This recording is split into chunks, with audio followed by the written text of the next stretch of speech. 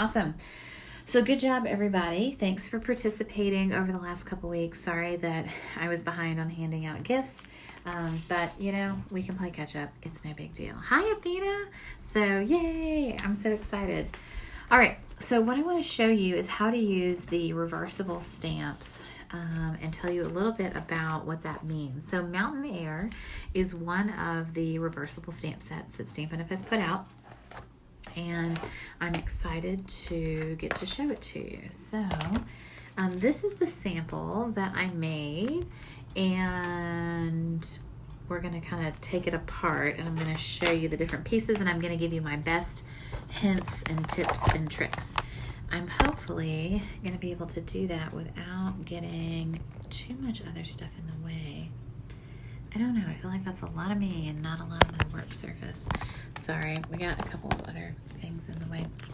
My daughter messed with my mount. Okay, well, that's the best it's gonna be today. Here, I can see where my boundaries are. All right, good. Okay, bueno, this is it, Mountain Air. Oh, and hopefully I can still read. Yay, I'm so excited. So this card, I wanted to kind of talk about the pieces to it. So Mountain Air is a reversible stamp set. So what that means is that you can stamp on both the front. It also, some of the stamp sets are now coming with this where they do the printing on the paper in here, so you can actually just apply them to the case itself. I really like this, and I think it's going to work really well. I did keep the plastic just in case. I don't know. We'll see if I need it. You can see my stamps have already been well loved, which is great. So these are a little different than our other photopolymer stamps. So when you get them, I don't want you to be like, oh, that's weird. They're kind of fat, thick. I guess they're not fat. I guess they're thick. They're much thicker than our other photopolymer stamps. And I was like, oh, that's really interesting. I think that they're thicker so that they make sure that the back is a really stable base. And the idea is that you can stamp an image with both the back and the front, right? So, for instance, with this, I stamped the back, and I stamped some solid mountains, and then I flipped it over and I stamped the detail, right? So the idea with the trees too, right, is that same principle, right? You can basically stamp the thickness to them, right? Then you flip it over and you can stamp the detailed, right? So does that make sense to everybody? Okay, so I'm going to show you how to do that. You can do the same thing. You could do just the thickness. You could do just the detail. You could do the thickness and the detail. You can do the same thing with the cloud. You can have the little fat puffy cloud, or you can have the detail on the cloud, right? So the same thing with the moon, right? You can have sort of the, round circle, or you can have the very detailed moon that you see here. So what this does is it opens up a lot of possibilities for how you can use it, right? And we love that. So I need a piece of paper. I need to find an appropriate piece of paper. Give me a sec. All right. Okay, I'm going to stamp it on here. Okay, so this is a little bit bigger than the piece I had, and this also, this isn't actually quite the right paper, so let's find the right paper.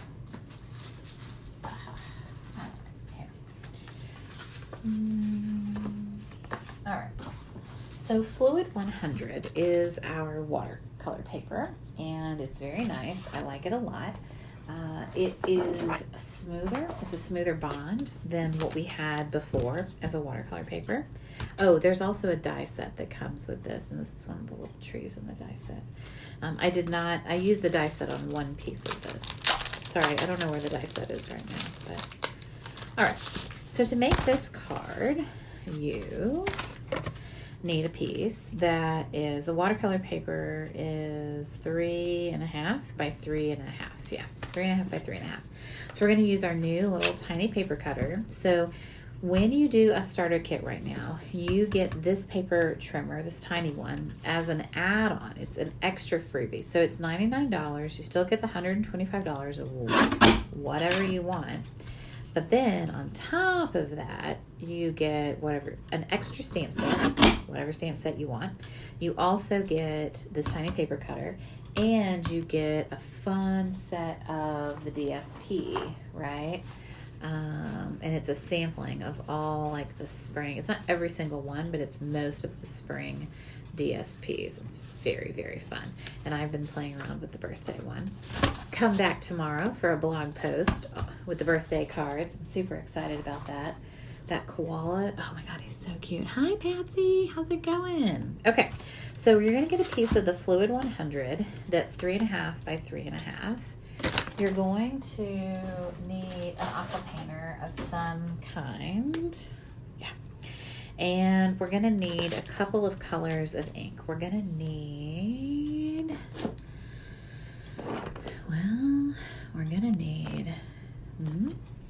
nice. Do you like that? I'm like, oh, what do we need? Oh yeah, Seaside Spray and Night and Navy. And we're going to need some Versamark. And we're going to need some Grapefruit Grove and some Flirty Flamingo. Okay, so, and a little Shaded Spruce too. Okay, so these two colors are going to make our sunset or sunrise, whatever way, maybe sunrise. Flamingo, Flirty Flamingo, Grapefruit Grove. I love Grapefruit Grove for sunsets and sunrises, by the way. Night and Navy, and Seaside Spray for our mountains. All right, so what we're gonna do is pop these guys open, and we're gonna mount our stamp. The back side, yes, okay. We're going to take our aqua painter and we're gonna make sure it's clean, and then we're gonna get the whole sheet just a little bit wet. So what this does is it's gonna allow the ink to move and spread. If you don't want it to spread and move that much, then don't put as much water. If you want it to spread and move more, put more water, right? The more water you put on here, and the faster you do this, the more everything's going to like blow out. Some people love this look, some people hate this, some people find this not controlled enough, and that's okay. You know, watercoloring is not a controlled process. It is, you have to abandon your need for control and go get, roll into it. All right, so we're going to take that Seaside Spray and we're going to about 2/3 down-ish. I'm going to put it on here and I'm going to hold it for a second. And while I hold it, I can see the color spreading. Okay, so you can see, right, that the color spread out, right? That's cool. Awesome. Now, then we're going to get some Night and Navy. We're still on the back side, right? So we're on the back side of these blocks, or on the stamps, right? We're using the solid. I'm going to stamp off one, and then I'm going to stamp a mountain. Now, if I don't like the way this looks, because it's dried a little bit in the meantime, I might come back with my aqua painter and I might smooth it out a little bit, okay? And that's just me being me. But I like it smoother. All right. Then we're gonna do it again, but this time we're not going to stamp off. I will say that there were definitely times when I stamped it and I didn't stamp the tops of the mountains, so just make sure that you've, got good coverage everywhere. And we're gonna stamp another one. This one's full strength though. Nice. And then same thing, I'm probably gonna come in and go, well, I want this to be really solid.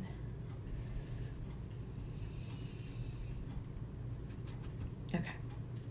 Now, what I'm going to do is I'm going to close up my two mountain inks. So what we've done is we've created a mountain range, right? And we've got the guys in the distance and we've got the guys up close. And then we're going to bring in our sun. So we've got some Grapefruit Grove. And so you're going to press, and I'm still impressed with the number of people who don't know that. So you squeeze it, right? So you can get the ink in the well. You can also do a little bit of re-inker on a clear block, but I just prefer this. I might need a bigger squeeze there. It's a little bit harder to do with the new style ink pads, but still completely possible. Okay, and so now I've got the ink in here, right? And what I'm gonna do is I'm gonna drop a couple of drops in here. And a couple drops in here. Okay, great. I'm gonna flip this upside down because I like to work kind of upside down on this. And I'm gonna take this and I'm going to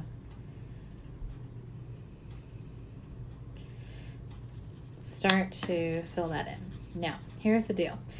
The slower you work, the worse it looks. The faster you work, the better it looks. So you see, I'm literally going back and forth between the two colors, and I'm gonna call it done. That's it. Don't overcolor. Don't overthink. Don't work fast, right? When you slow down, that's when you see hard lines. And that's also when you're going to see like stop points and start points and stuff, right? The only thing I might fix is that I see a little bit of a break between like, yeah, I just want that to be a little, okay, better. I like that. Okay, that's it. So the faster you work, hey Crystal, hey Terry, the faster you work, the better. And then make sure that you go ahead and you get a tissue or something and you wipe this out, because any water that you add in here, it could get into your ink pad and like dilute your ink, and you don't want that. So, and I probably need to re-ink that puppy, right? You can tell I use the squish technique a lot with these. All right, so now we've got this. So what we're gonna do is we're gonna get our heat tool, which I unplugged temporarily, but I will re-plug in. And we're gonna heat this bad boy up. All right. So, just to dry it.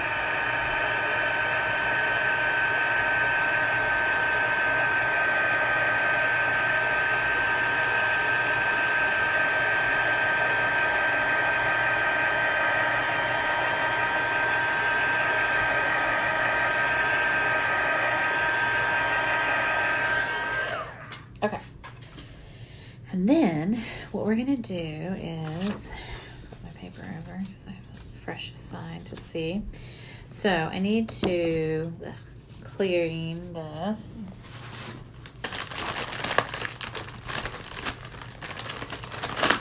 I do recommend, I tried not cleaning it and just like flipping it over, and it's too messy and it gets slippery on the back side. And I guess I mean, I work fast, but in this case, you really got to slow down for a second. All right, so we flipped it over. So now we've got the textured side on here, right? So now what we're going to do is we're going to add some snow to our mountains, which I'm super excited about. So I'm taking my Versamark, and I'm going to line up my mountains. I'm just doing the front one with the snow. Now, if I wanted to do snow on the back ones, I could. I would just have to create a mask, right? And then I could do that on the back, but I'm just going to do it on the front. And, of course, you can't see anything because it's Versamark. But we'll grab our white, which is hopefully somewhere convenient. Oh, I've got the fan going in my office. You know that's going to make a mess, right? Let's see. Oh, yeah. Well, and that's interesting. So because the paper was wet a little bit, you can see some snow got on the back ones. I'm not opposed to it, so I'm going to leave it. What I did before when I was making a whole bunch of these is I let it dry overnight, and then I came back the next day. And because I don't love to use the heat tool when I watercolor, because I feel like it moves the color around, and sometimes it makes harsh lines. And anyway, so I let it all air dry, and then I came back the next day. But, you know, we don't have that kind of luxury here, so.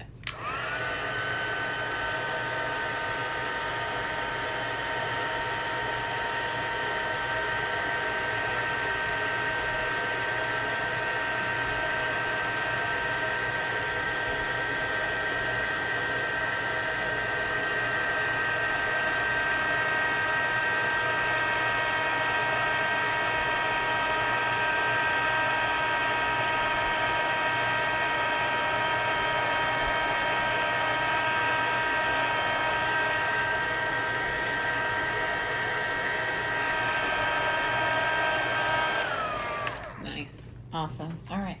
So then, right now we've got mountains and snow, a really pretty skyline. And then you're going to add a piece, right, with your trees. Now, I tried stamping this and then cutting it. And that's normally how we do things, right? We stamp and then we cut. I could not get it to line up.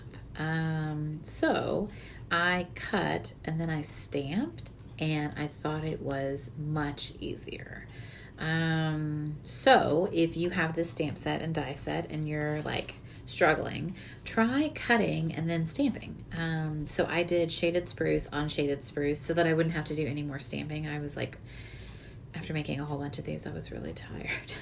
So anyway, and what I did is I just used some of the little mini dimensionals. I didn't even do a whole ton of them, but I would kind of line it up and say, okay, do I want big trees? Do I want just, maybe some littler trees? Like with this one, I went a little low. So maybe I would do, I just put some minis back behind here. I've got these, I love those dark ones. They're great, but I don't have another pack near me. So you can just put some little mini dimensionals, and we're probably going to trim a piece off the bottom anyway. I mean, again, you don't need a ton of adhesive. This isn't, I learned a lot. I learned something from Kathleen a few months ago. We were talking about it, and she's like, seriously, she's like, do you really need that much adhesive? Like, what's happening to these cards, I was like, well, they're going through the mail, but other than that, you're right. Probably don't need that much adhesive. So I'm going to line it up. So then what that does is it gives me some lip, the kind of lip I can handle, not the preteen lip I can't handle. I tell you guys, all right, Girl Scout cookie season has started, which means this mama is, got 5 weeks of helping her daughter sell cookies. So I just trimmed it on the back, and then therefore on the front, it looks ta-da fabulous, right? Do you recommend the embossing buddy on the watercolor so you didn't use it? Yeah, it's a really good question, Crystal. So I don't use my embossing buddy probably as much as I should. I tend to, when I do it, I just kind of like flick it off on the back, and generally it, the extra pieces will come off. The only reason that this stuck on here was because the paper was still wet, like all the ink was still wet. But I generally find that if I just go like that, then the rest of it will fall off, and I don't really need the embossing buddy.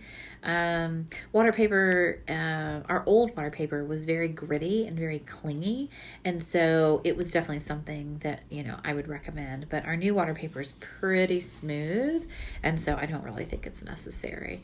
But that's me. I'm probably a faster, messier crafter than most of your crafty peeps. So then I just mounted it on a piece that's 3 and 5/8 by 3 5/8. So like a very, very thin piece of shaded spruce.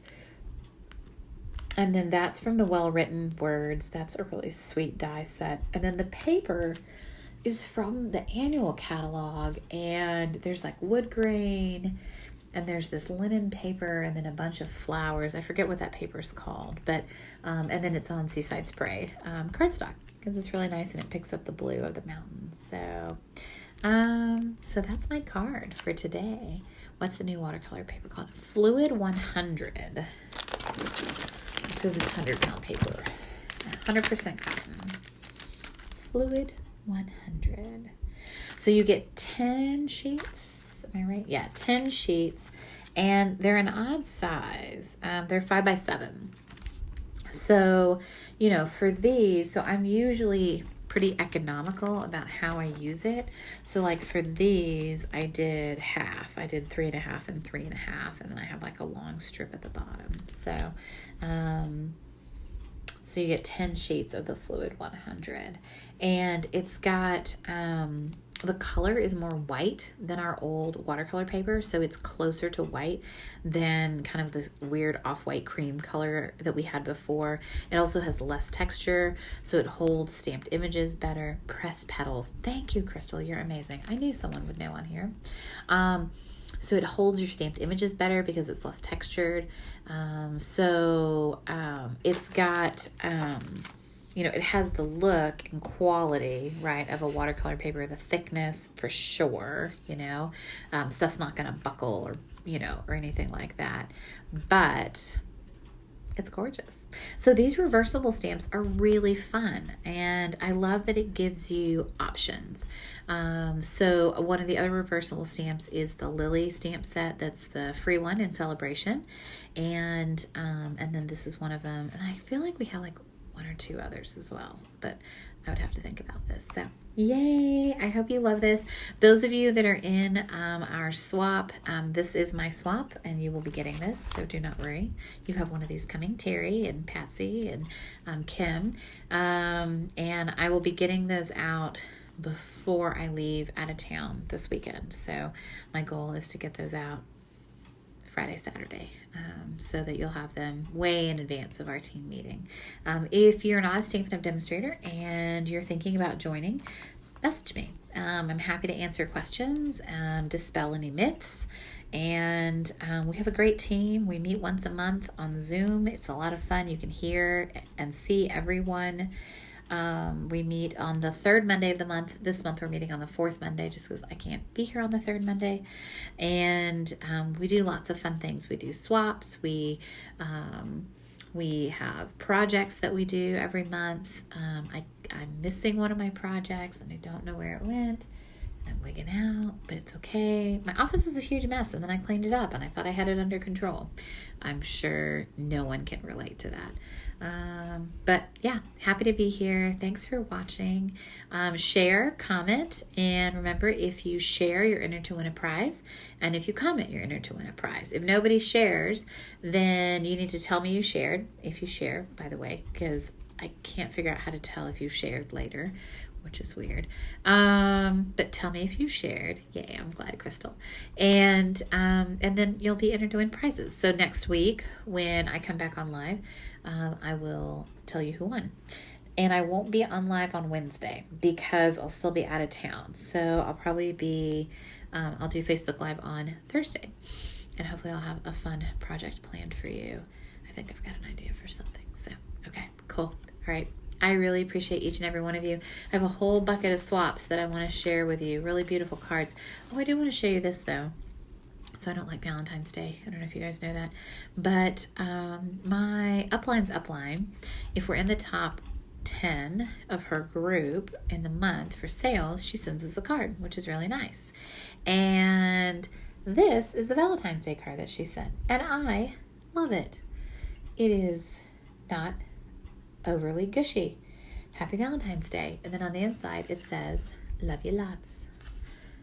I love it. I think it's really cute.